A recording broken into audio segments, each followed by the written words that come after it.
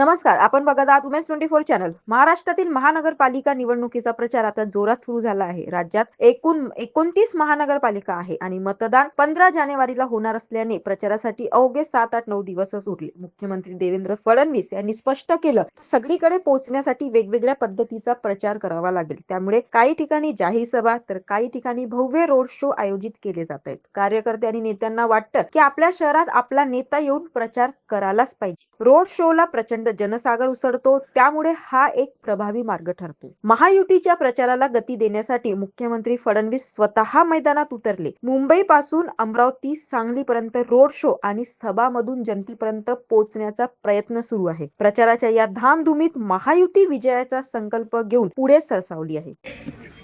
भारतीय जनता पक्षाला पूर्ण बहुमत या ठिकाणी मिळणार आहे. 5 वर्ष अमरावती महानगरपालिका भारतीय जनता पक्षाकडे होती. त्या काळामध्ये अनेक योजना या क्षेत्रामध्ये भारतीय जनता पक्षाच्या माध्यमातून झाल्या. अमृत 2 ची पाणी पुरवठा योजना असेल, 998 कोटी रुपये माननीय मोदीजींच्या अमृत योजनेतून या ठिकाणी मिळाले.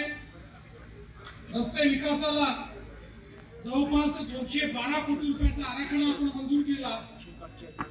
आणि एवढंच नाही तर दक्षिण एशियातील सर्वात मोठी विमान प्रशिक्षण संस्था ही देखील अमरावतीमध्ये लवकरच सुरू होते आहे. त्याचं बांधकाम अंतिम टप्प्यामध्ये आहे.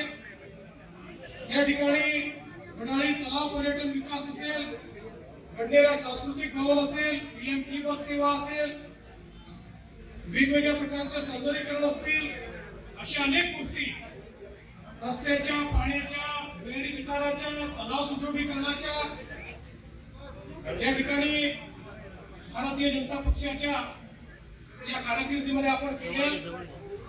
अमरावतीला टेक्सटाईल पार्कच्या माध्यमातून रोजगाराची मोठी संधी मिळवून दिली. आणि आता माननीय प्रधानमंत्र्यांनी पीएम टेक्सटाईल पार्क देखील अमरावतीला दिल्यामुळे पुढच्या काळामध्ये लाखो लोकांना या ठिकाणी रोजगार प्राप्त होणार आहे. आणि त्या दृष्टीने देखील अमरावती आता सज्ज होत आहे. पुढच्या काळात अनेक कार्यक्रम आम्ही हातामध्ये घेतले आहेत.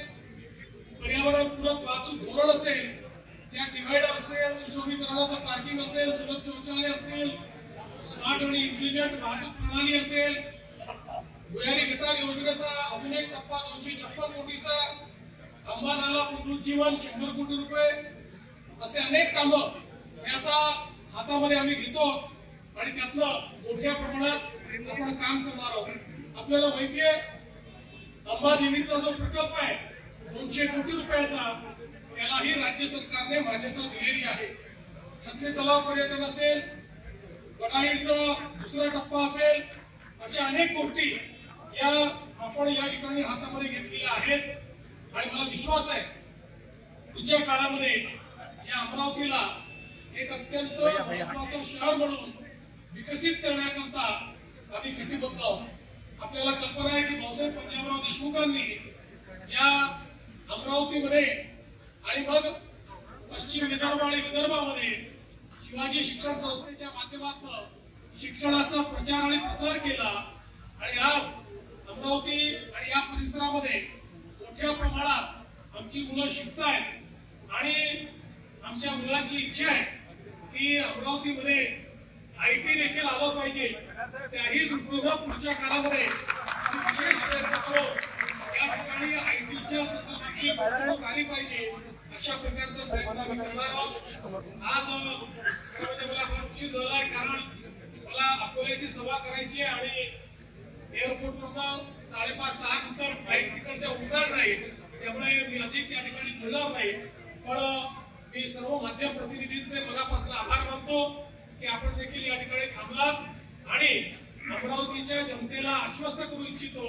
पुन्हा एकदा भारतीय जनता पार्टीवर तुम्ही या ठिकाणी विश्वास दाखवल्यानंतर अमरावतीला या महाराष्ट्रातलं एक आधुनिक शहर म्हणून आम्ही तयार करून दाखवू हा विश्वास व्यक्त करतो आणि थांबतो. पाहूया पुढचे दिवस काय वळण घेतात. हा होता महानगरपालिका निवडणुकीचा विशेष अपडेट. अधिक घडामोडीसाठी बघत रहा वुमेन्स 24 चॅनल. धन्यवाद.